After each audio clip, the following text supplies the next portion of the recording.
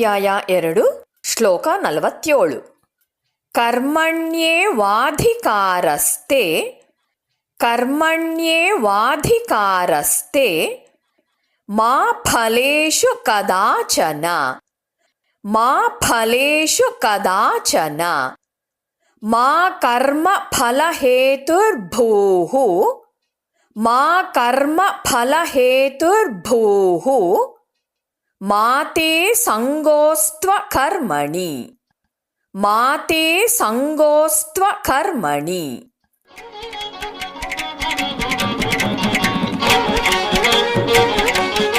ಹೇಳಿಕೊಡುವುದನ್ನು ಅನುಸರಿಸಿ ಕರ್ಮಣ್ಯೇವಾಧಿಕಾರಸ್ತೆ ಕರ್ಮಣ್ಯೇವಾಧಿಕಾರಸ್ತೆ ಮಾ ಫಲೇಷು ಕದಾಚನ ಮಾ ಫಲೇಷು ಕದಾಚನ ಮಾ ಕರ್ಮ ಫಲಹೇತುರ್ಭೂಃ ಮಾ ಕರ್ಮ ಫಲಹೇತುರ್ಭೂಃ ಮಾತೆ ಸಂಗೋಸ್ತ್ವ ಕರ್ಮಣಿ ಮಾತೆ ಸಂಗೋಸ್ತ್ವ ಕರ್ಮಣಿ.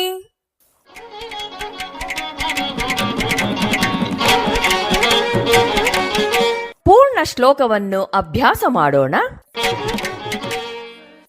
ಕರ್ಮಣ್ಯೇವಾಧಿಕಾರಸ್ತೆ ಮಾ ಫಲೇಷು ಕದಾಚನ ಮಾ ಕರ್ಮ ಫಲಹೇತುರ್ಭೂಃ ಮಾತೆ ಸಂಗೋಸ್ತ್ವ ಕರ್ಮಣಿ.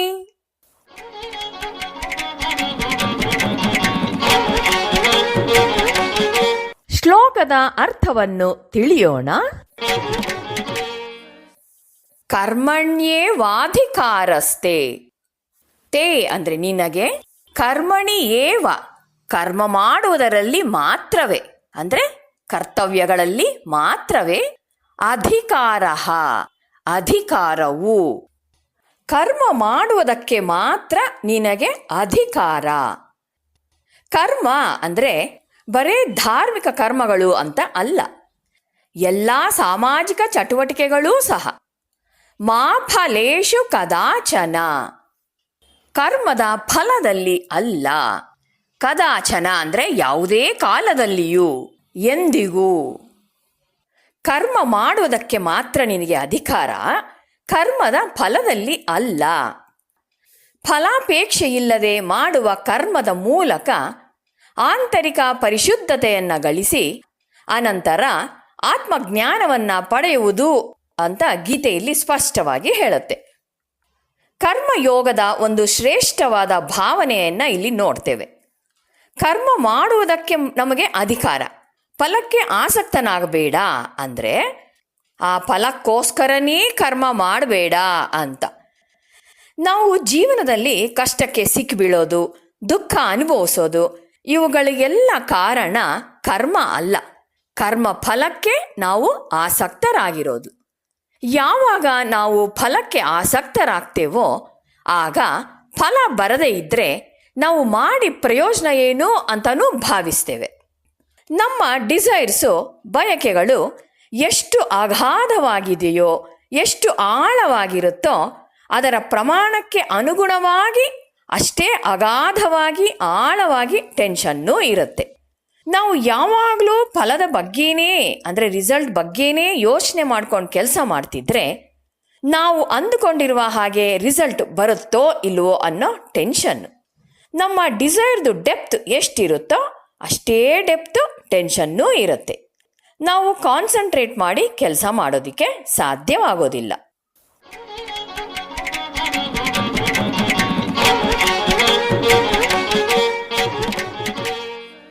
ಮಾ ಕರ್ಮ ಫಲ ಹೇತುರ್ಭೂಃ ಬರಲಿರುವ ಕರ್ಮ ಫಲವನ್ನೇ ನಿರೀಕ್ಷಿಸುತ್ತಾ ಯಾವಾಗಲೂ ಕೆಲಸ ಮಾಡಬೇಡ. ಮಾತೇ ಸಂಗೋಸ್ತು ಅಕರ್ಮಣಿ ನಿಷ್ಕ್ರಿಯೆಗೆ ಅಂಟಿಕೊಂಡಿರಬೇಡ. ಅಕರ್ಮಣಿ ಅಂದರೆ ಕರ್ಮ ಮಾಡದೇ ಇರಲು. ನಿನಗೆ ನಿಯೋಜಿತ ಕರ್ತವ್ಯವನ್ನ ಮಾಡುವುದಕ್ಕಷ್ಟೇ ಅಧಿಕಾರ. ಅಂದರೆ ನಿನಗೆ ಕೆಲಸದಲ್ಲಿ ಮಾತ್ರ ಹಕ್ಕಿದೆ, ಆದರೆ ಕರ್ಮ ಫಲಕ್ಕೆ ನಿನಗೆ ಅಧಿಕಾರ ಇಲ್ಲ. ಫಲಗಳೇ ನೀನು ಕೆಲಸ ಮಾಡೋದಕ್ಕೆ ಪ್ರಚೋದನೆಯಾಗದಿರಲಿ ಮತ್ತು ನಿಷ್ಕ್ರಿಯರಾಗಿ ಉಳಿಬೇಡಿ. ಮಾ ಕರ್ಮ ಫಲ ಹೇತುರ್ಭೂಹು. ಮುಂದೆ ಬರುವ ಕರ್ಮ ಫಲವನ್ನೇ ನಿರೀಕ್ಷಿಸ್ತಾ ಯಾವಾಗಲೂ ಕೆಲಸ ಮಾಡಬೇಡ. ಭವಿಷ್ಯ ಯಾವಾಗಲೂ ವರ್ತಮಾನದಲ್ಲೇ ರೂಪಿಸಲ್ಪಡುತ್ತೆ. ಎಕ್ಸಾಂಪಲ್, ನಾಳಿನ ಸುಗ್ಗಿಯು ಇಂದಿನ ಉಳುವಿಕೆ ಮತ್ತು ಬಿತ್ತುವಿಕೆಯನ್ನು ಅವಲಂಬಿಸಿದೆ. ಆದರೆ ಬೆಳೆಗೆ ಬರಬಹುದಾದ ಅಪಾಯಗಳ ಸಾಧ್ಯತೆಯ ಭಯದಿಂದ ರೈತ ಚೆನ್ನಾಗಿ ಉಳುವ ಮತ್ತು ಎಚ್ಚರಿಕೆಯಿಂದ ಬಿತ್ತುವ ಇಂದಿನ ಕರ್ತವ್ಯವನ್ನ ಮಾಡದೆ ಹೋದರೆ ಅವನಿಗೆ ಏನೊಂದು ಫಸಲು ದೊರಕೋದಿಲ್ಲ ಅಲ್ವಾ? ಹಾಗೇನೆ ಇಂದಿನ ಸಮಯವನ್ನ ಬುದ್ಧಿವಂತಿಕೆಯಿಂದ ಮತ್ತು ಚೆನ್ನಾಗಿ ವಿನಿಯೋಗಿಸಿದರೆ ಭವಿಷ್ಯದಲ್ಲಿ ಒಳ್ಳೆಯ ಫಲವನ್ನು ಅನುಭವಿಸಬಹುದು. ಭೂತಕಾಲವು ಮೃತವಾಗಿದೆ, ಭವಿಷ್ಯವು ಇನ್ನೂ ಜನಿಸಿಲ್ಲ. ವರ್ತಮಾನದಲ್ಲಿ ವ್ಯಕ್ತಿಯು ಚಿಂತೆ ಪಡ್ತಾ ಕುಳಿತುಕೊಂಡ್ರೆ ಖಂಡಿತವಾಗಿಯೂ ಉತ್ತಮ ಭವಿಷ್ಯವನ್ನ ನಿರೀಕ್ಷಿಸೋದಿಕ್ಕೆ ಸಾಧ್ಯ ಇಲ್ಲ. ವರ್ತಮಾನದ ಕರ್ಮವೇ ಭವಿಷ್ಯದಲ್ಲಿ ಕರ್ಮ ಫಲವಾಗಿ ತೋರೋದು. ಕರ್ಮಕ್ಕೊಂದು ಫಲ, ಅದು ನಾವು ಮಾಡುವ ಕರ್ಮದಲ್ಲೇ ಅಡಗಿದೆ. ಅದು ಬೇರೆ ಎಲ್ಲಿಂದಲೋ ಯಾರಿಂದಲೋ ಬರೋದಿಲ್ಲ. ಆದ್ದರಿಂದ ಪೂರ್ವಭಾವಿಯಾಗಿ ಕರ್ಮ ಫಲಗಳಿಗಾಗಿ ಚಿಂತೆ ಮಾಡೋದು ಮತ್ತು ಕಳವಳ ಪಡೋದು ಅಂದರೆ ಚೇತನ ಭರಿತವಾದ ವರ್ತಮಾನದಿಂದ ತಪ್ಪಿಸಿಕೊಂಡು ಇನ್ನೂ ಜನಿಸದ ಭವಿಷ್ಯದ ಬಗ್ಗೆ ಚಿಂತಿಸೋದು ಅಂತಾಗತ್ತೆ. ಆದ್ದರಿಂದ ಈಗಿನ ಸಮಯವನ್ನ ಸುಮ್ಮನೆ ಬೇಡವಾದ ಚಿಂತೆಗಳ ಮೂಲಕ ವ್ಯರ್ಥ ಮಾಡುವುದಕ್ಕಿಂತ ಶುದ್ಧ ಮನಸ್ಸಿನ ಮೂಲಕ ಸ್ಫೂರ್ತಿಯುತರಾಗಿ ಜೀವಿಸೋಣ.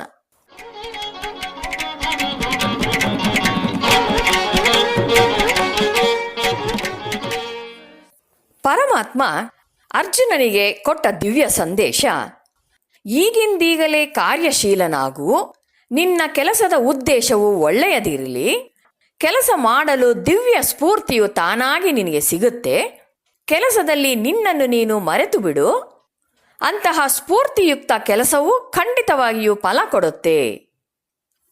ತನ್ನ ಕರ್ಮದ ಫಲಕ್ಕಾಗಿ ಆಸೆ ಪಡುವವನು ತನ್ನ ಕರ್ಮದ ಕಾರಣನೂ ಆಗ್ತಾನೆ. ಆದ್ದರಿಂದ ಅಂತಹ ಕರ್ಮದ ಫಲದಿಂದ ಸಂತೋಷ ಅಥವಾ ದುಃಖಕ್ಕೆ ಗುರಿಯಾಗ್ತಾನೆ. ಆದ್ದರಿಂದ ಫಲದ ಅಪೇಕ್ಷೆ ಇಲ್ಲದೆ ಅರ್ಜುನನು ಕರ್ತವ್ಯ ದೃಷ್ಟಿಯಿಂದ ಯುದ್ಧ ಮಾಡಬೇಕು ಅಂತ ಭಗವಂತ ಉಪದೇಶ ಮಾಡಿದ. ಅವನು ಯುದ್ಧ ಮಾಡದಿರುವುದು ವ್ಯಾಮೋಹದ ಇನ್ನೊಂದು ಮುಖ. ಇಂತಹ ಮೋಹದಿಂದ ಮುಕ್ತಿಯು ಲಭ್ಯವಾಗೋದಿಲ್ಲ. ಧನಾತ್ಮಕವಾಗಲಿ ಋಣಾತ್ಮಕವಾಗಲಿ ಯಾವುದೇ ಬಗೆಯ ಮೋಹವು ಬಂಧನಕ್ಕೆ ಕಾರಣ. ಕರ್ಮ ಮಾಡದೇ ಇರುವುದು ಪಾಪಕರ. ಆದುದರಿಂದ ಅರ್ಜುನನ ಮುಂದಿರುವ ಮುಕ್ತಿಯ ಒಂದೇ ಶುಭಕರ ಮಾರ್ಗ ಅಂದರೆ ತನ್ನ ಕರ್ತವ್ಯ ಅಂತ ಯುದ್ಧ ಮಾಡೋದು. ನಿಜವಾದ ಕರ್ಮಶೀಲನಾಗೋದಿಕ್ಕೆ 4 ಅಂಶಗಳನ್ನು ನಾವು ಪಾಲಿಸಬೇಕು ಅಂತ ಈ ಶ್ಲೋಕ ಹೇಳುತ್ತೆ. 1, ಕರ್ಮದಲ್ಲಿ ಪೂರ್ಣ ಮನಸ್ಸಿಡಬೇಕು. 2ನೇದು, ಫಲದ ಬಗ್ಗೆ ಚಿಂತಿಸಬಾರದು. 3ನೇದು, ಮಾಡುವ ಕಾರ್ಯಕ್ಕೆ ಇದೇ ಫಲ ಸಿಗಬೇಕು ಅಂತ ಆಸೆನೂ ಇರಬಾರ್ದು. 4ನೇದು, ಹಾಗಾದರೆ ನಾನು ಕೆಲಸ ಮಾಡಬೇಕಾದ್ರೂ ಯಾಕೆ ಅಂತ ಭಾವಿಸಿ ಸುಮ್ಮನೆ ಇರಲೂಬಾರ್ದು. ಈ 4 ಅಂಶಗಳನ್ನು ಯಾರು ಸರಿಯಾಗಿ ಅರ್ಥ ಮಾಡಿಕೊಂಡು ಬದುಕ್ತಾನೋ ಅವನೇ ನಿಜವಾದ ಕರ್ಮಯೋಗಿ. ಅಂದರೆ ಸಾಧಕನು ಪೂರ್ವಕಲ್ಪಿತ ಮಾನಸಿಕ ಕಲ್ಪನೆಗಳಿಂದ ಬಿಡುಗಡೆ ಹೊಂದಿ ಕರ್ಮದಲ್ಲೇ ಮನಸ್ಸಿಟ್ಟು ಅತ್ಯಂತ ಸ್ಫೂರ್ತಿದಾಯಕನಾಗಿ ತನ್ನನ್ನೇ ತಾನು ಮರೆತು ಕೆಲಸ ಮಾಡಬೇಕು. ಆಗ ಕರ್ಮ ಮಾಡುವುದರಲ್ಲೇ ಅವನು ಆನಂದವನ್ನ ಕಂಡುಕೊಳ್ತಾನೆ. ಈ ರೀತಿಯ ಕರ್ಮವೇ ಉತ್ಕೃಷ್ಟವಾದ ಆತ್ಮಾನಂದವನ್ನ ಪಡೆಯುವ ರಹಸ್ಯ ಮಾರ್ಗ.